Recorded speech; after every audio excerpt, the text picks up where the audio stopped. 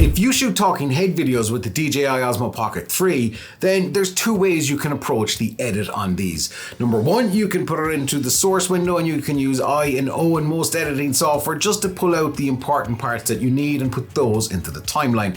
Works very well, it's very precise, but it's a bit...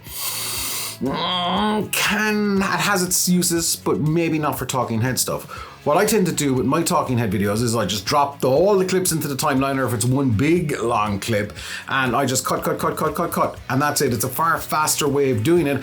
And bonus tip, use the audio waveform to see where the silences are, more on those in a bit. But that's where you can really start kind of cutting things up relatively quickly. And the more you do it, the faster you get. There's a lot of settings on the DJI Osmo Pocket 3, but sometimes it can be easy to flick one on just by mistake if you're using the phone or your finger slips and you just don't notice it. It happens to all of us. So something like D-Log color, the whole thing can look washed out and you're like, what's wrong with my clip?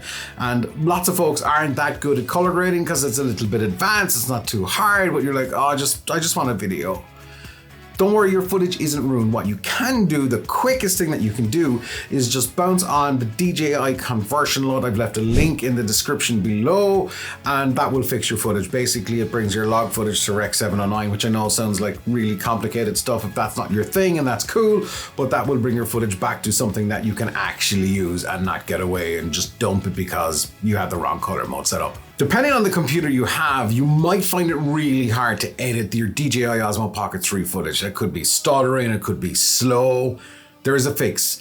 Even for the oldest of computers, this should work. Now, every piece of software like Premiere Pro or Resolve or Final Cut, there is a way to make something called a proxy. I'm not going to bog you down with the technicalities of what a proxy is, but all it is just a low-res version of the file. It's a baby version of the file. You edit with that and it works really, really smoothly. And then when you render out your video, it uses the full high-res 4K version. The following might sound a bit out there, but go with me on this one, okay? Especially if you're just shooting stuff for the DJI Osmo Pocket 3 for the first time and you're new to all of this making vids. Here's the thing, if you're out and about somewhere, you need to have an idea of what you are going to shoot. You really have to have some idea. Now, the more you do that, then the more you can actually get better and faster at it. And you go, I'm at this spot, I need to take this, this, and this, and this. But think about that. You don't have to spend days of planning. It's just have a couple of minutes or just take a breather when you get to wherever you're going to shoot your video and go, this is what I need.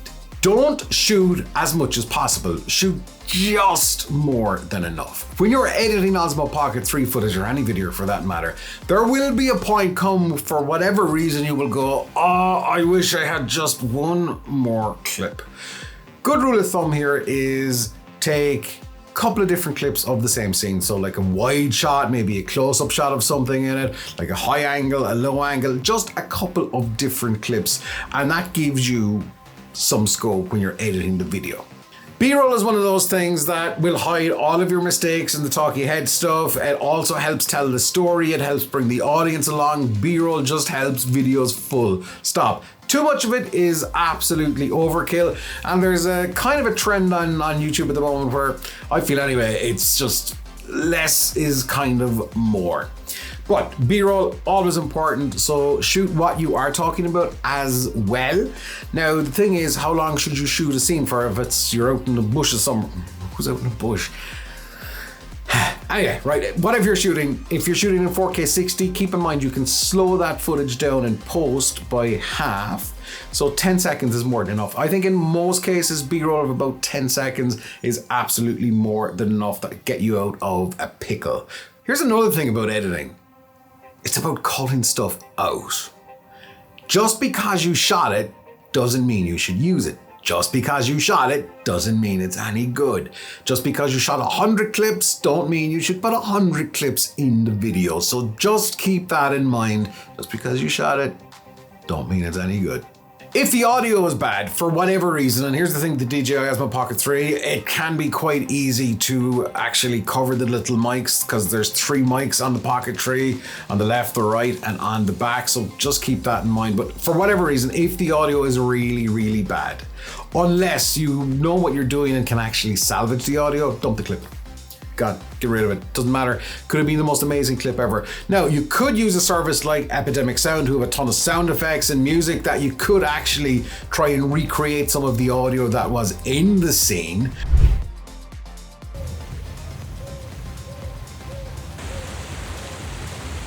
I've done that in the past, and that might help, but otherwise, just get rid of it. Just get rid of it. And here is the reason why.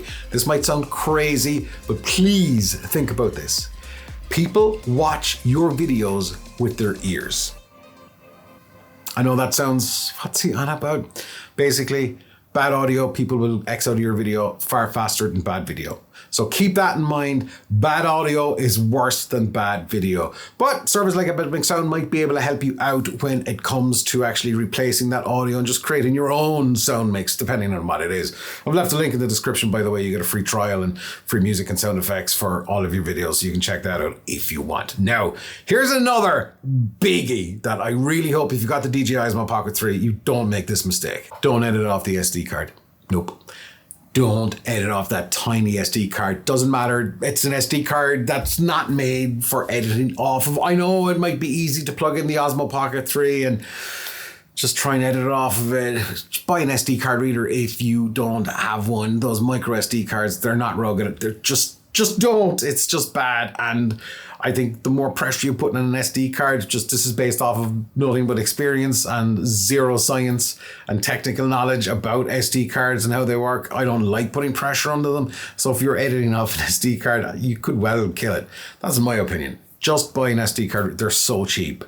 And yeah, they are cheaper than buying a brand new SD card every time you make a video. The gimbal on the Osmo Pocket 3 is amazing. You can get really smooth shots, really brilliant orbiting shots, but here's the thing. Nobody wants to see what happened before the kind of key part of the shot. So cut out all of that. Nobody cares that you had to go this way and then this way, and that. Just cut out the junk of the movement and get to the key part of the shot. Why would you put your audience... Here's the thing. Why would you give your audience any opportunity to X out of your video?